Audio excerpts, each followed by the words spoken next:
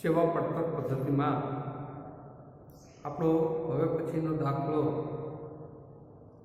એક હોટેલમાં 3 પ્રકારની સ્યુટ રૂમો છે, સિંગલ, ડબલ અને 3 રૂમ સ્યુટ.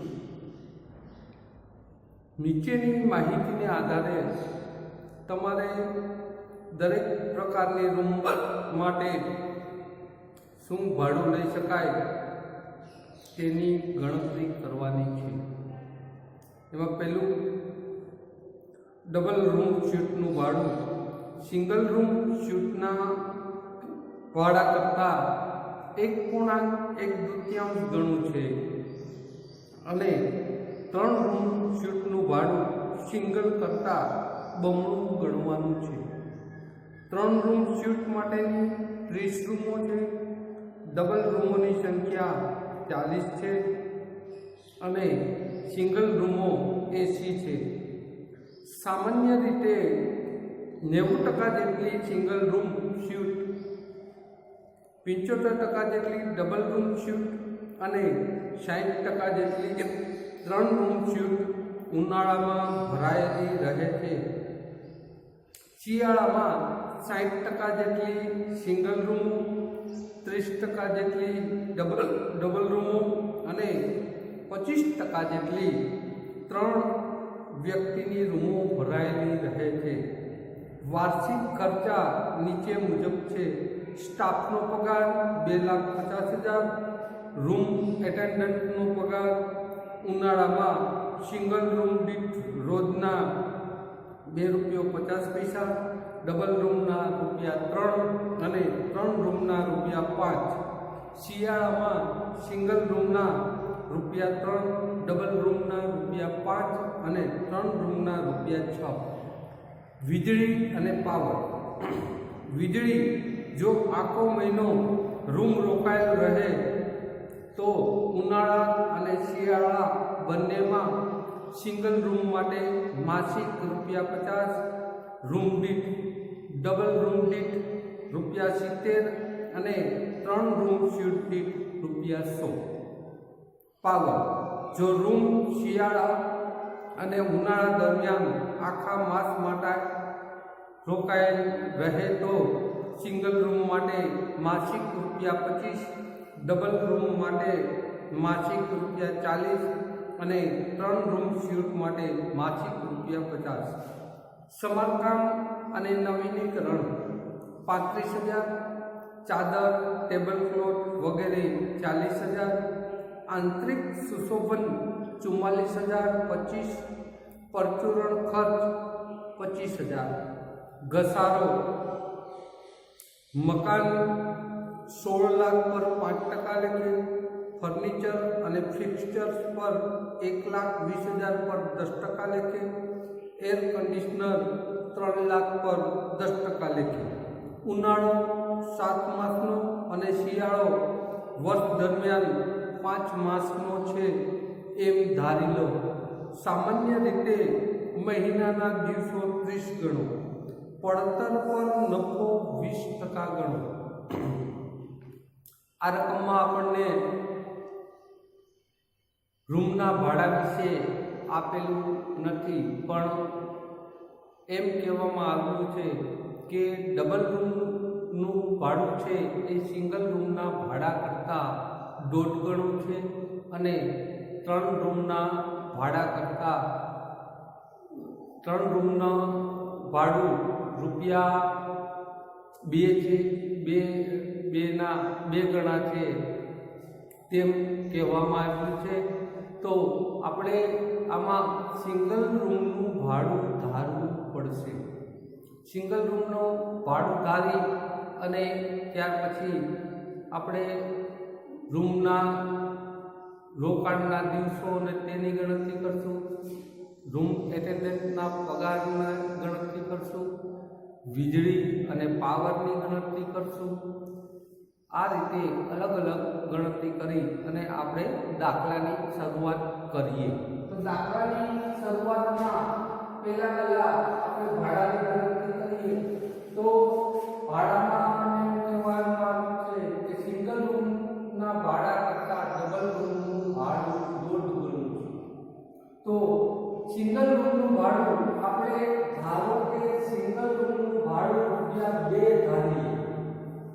રૂપિયા 2 ધારીએ તો ડબલ રૂમનું ભાડું સિંગલ રૂમના ભાડા કરતા 1.5 ગણું એટલે 3 દૂતીયાંશ 1 દૂતીયાંશ બરાબર 3 દૂતીયાંશ ગણું કરીએ એટલે રૂપિયા 3 થાય. ડબલ રૂમનું ભાડું રૂપિયા 3 અને 3 રૂમના ભાડું છે સિંગલ રૂમના ભાડા કરતા 2 ગણું એટલે 2 રૂપિયા ભાડું આપણે ધારેલું હતું તેના 2 ગણા કરીએ એટલે 3 રૂમના ભાડું 4 રૂપિયા થાય.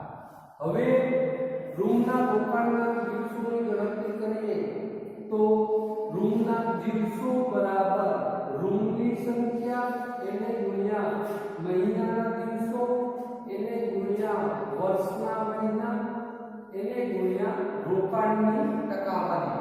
આપણને રોકાણની ટકાવારી આપેલી છે એટલે સિંગલ રૂમ છે ઉનાળામાં એસી રૂમ આપેલા છે મહિનાના 30 દિવસની ગણતરી કરવાની કીધી છે એને ગુણ્યા 7 મહિના આપણને એમ કહેવામાં આવ્યું છે કે ઉનાળાના 7 મહિના ગણવાના છે તો મહિનાના 7 મહિના એને ગુણ્યા 90% રોકાયેલ રૂમ રહે છે એટલે 90% કરો એટલે 15120 આપણને ઉનાળામાં સિંગલ રૂમ રોકાયેલા મળે.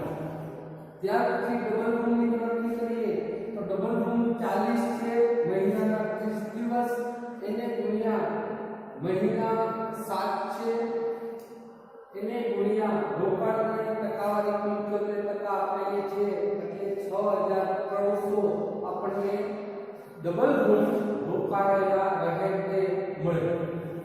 ત્યાર પછી 3 રૂમની ગણતરી કરીએ તો 3 રૂમની સંખ્યા 30 છે એને ગુણ્યા મહિનાના દિવસો 30 એને ગુણ્યા વર્ષના મહિના 7 એને ગુણ્યા 60% આપણને રોકાઈ રહે છે એવી સૂચના રકમ આપેલી છે તો 60% એટલે 3780 થાય.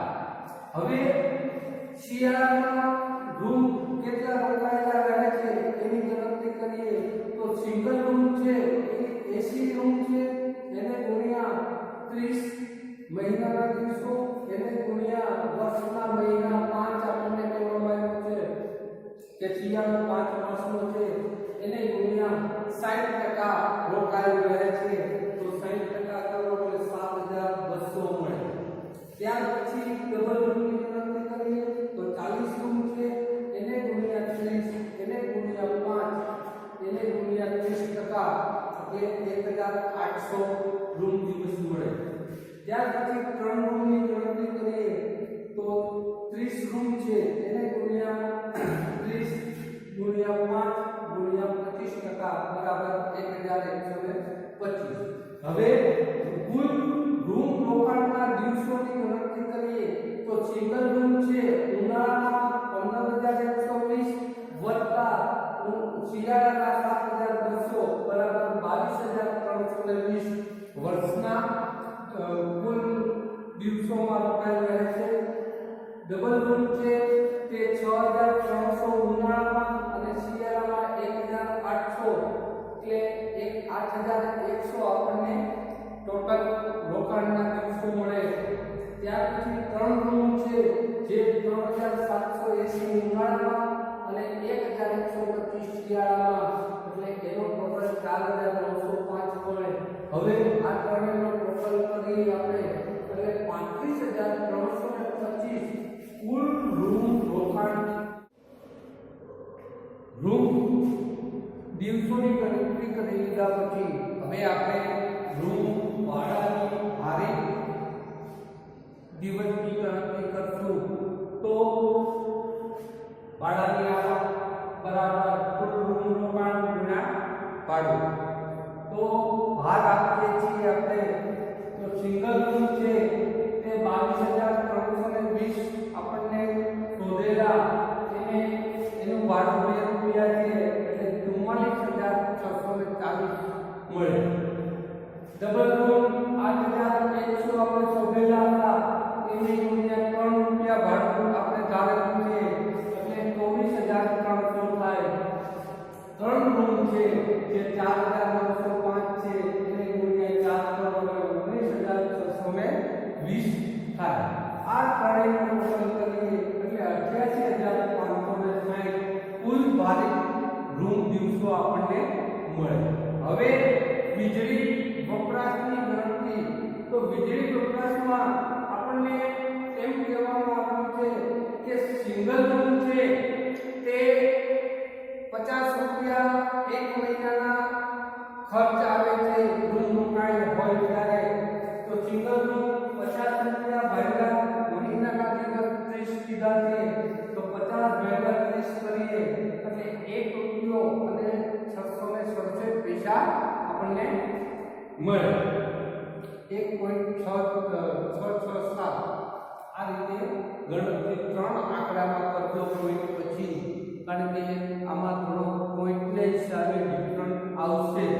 એટલે આપણે રૂમ દિવસો 22320 1.667 ગુણ્યા 22320 કરો એટલે 37200 મળે. ત્યાર પછી ડબલ રૂમની ગણતરીમાં આપણને એમ કીધું છે કે રૂમ રોકાયેલ હોય ત્યારે 70 રૂપિયા આવે છે. તો 70 ભાગ્યા 30 કરો તો 2.333 ગુણ્યા 8100 આપણા રૂમ રોકાયેલા રહે છે. તો 8100 કરીએ એટલે 18900 આપણને મળે. ત્યાર પછી 3 રૂમ છે જે રૂમ રોકાયેલા હોય ત્યારે 100 રૂપિયા એક મહિનાના થાય છે. તો 30 દિવસ આપણે એક મહિનાના કીધા તો 100 ભાગ્યા 30 કરીએ તો 3.333 ગુણ્યા રૂમના દિવસો 4905 કરીએ તો 16350 મળે. આ ત્રણેયનો ટોટલ કરીએ એટલે 72450 રૂપિયા આપણે કુલ વીજળી ખર્ચ મળે. ત્યાર પછી પાવર વપરાશની ગણતરી કરીએ તો પાવર વપરાશમાં સિંગલ રૂમ છે એમાં 25 રૂપિયા આપણને આવ્યા છે મહિનાના દિવસ 30 25 ભાગ્યા 30 કરીએ તો 0.833 ગુણ્યા 22320 આપણે રૂમ રોકાયેલ રહે છે તો 18600 રૂપિયા મળે. ત્યાર પછી ડબલ રૂમની ગણતરી કરીએ તો તેમાં 40 રૂપિયા મહિનાના કીધા છે તો 40 ભાગ્યા 30 કરીએ તો 1.333 ગુણ્યા 8100 રૂમ રોકાયેલા દિવસો તો 10800 રૂપિયા મળે.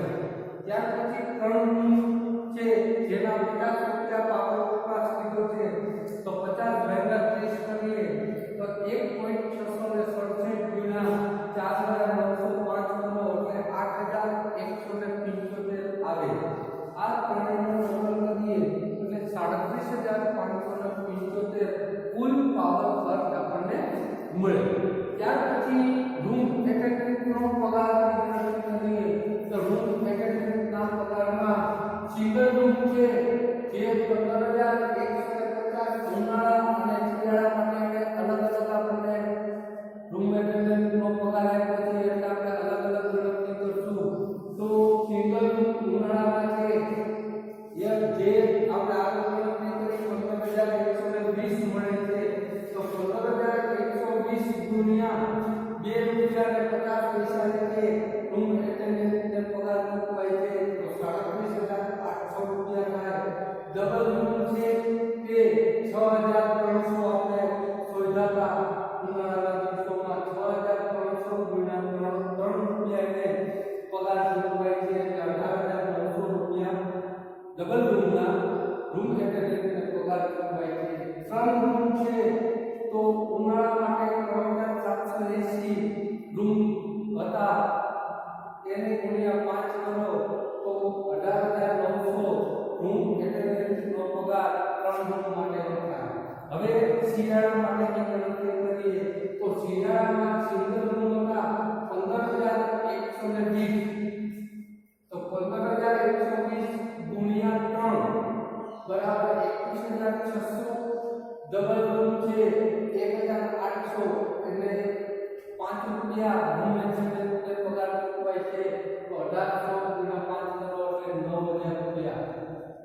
ત્રણ રૂમ છે જે 1125 હતા, તો 1125 ગુણ્યા 6 કરીએ એટલે 6 રૂપિયા ચૂકવાય છે, તો 6 એટલે 6750 થાય.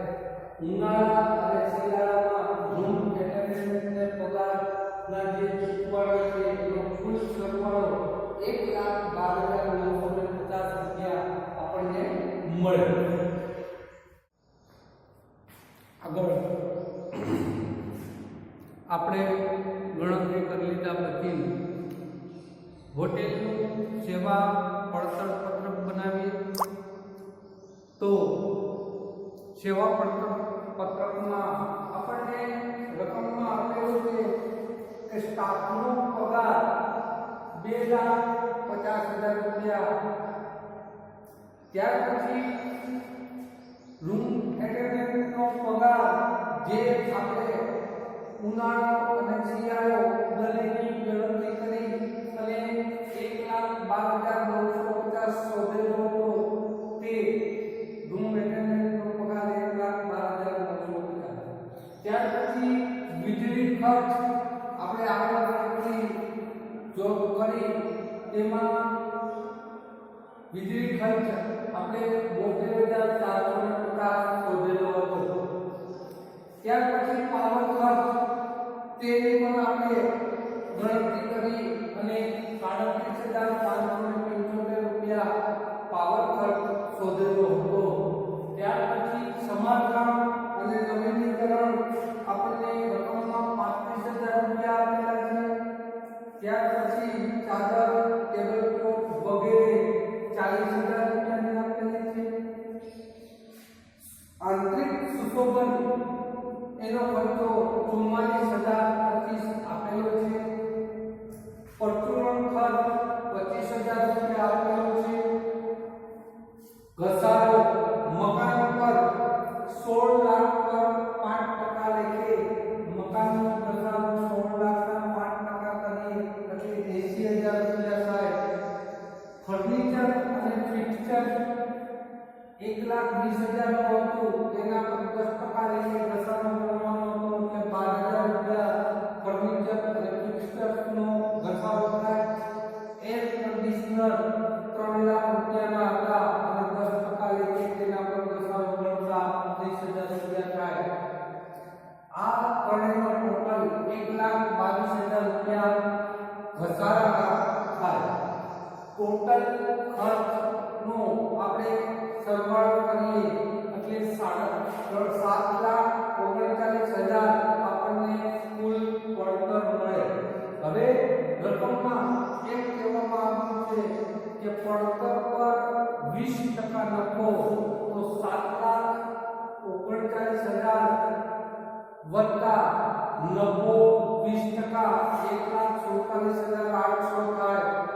7,39,000 ના 20% કરો એટલે 1,47,800. કુલ પડતરમાં નફો ઉમેરીએ એટલે 8,86,800 આપણી કુલ આવક મળે.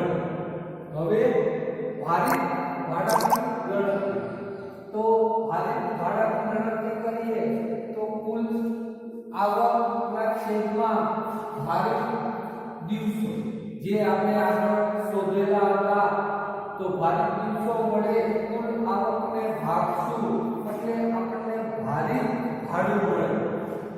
તો 8,86,800 રૂપિયા આપણી કુલ આવક હતી, એને ભારિત દિવસો 88,560 આપણે આગળ ગણતરીમાં શોધેલા હતા, તેના આપણે ભાગીએ એટલે ₹10 ભારિત ભાડું મળે. હવે ભારિત ભાડું છે તેની આપણે રૂમની જે ધારેલી કિંમત હતી તેમાં તેની સાથે ગુણાકાર કરશું એટલે આપણને રૂમનું ભાડું મળે. તો રૂમના ભાડાની ગણતરી કરવા માટે રૂમ ભાડું બરાબર ભારિત ભાડું ગુણ્યા રૂમનું ભાડું. તો સિંગલ રૂમનું આપણે ₹2 ભાડું ધારેલું હતું, તો સિંગલ રૂમ છે ભારિત ભાડું ₹10 અને ગુણ્યા 2 કરીએ એટલે ₹20 આપણને સિંગલ રૂમનું ભાડું મળે. ડબલ રૂમનું ભાડું આપણે ₹3 ધારેલું હતું, 10 ગુણ્યા 3 કરીએ એટલે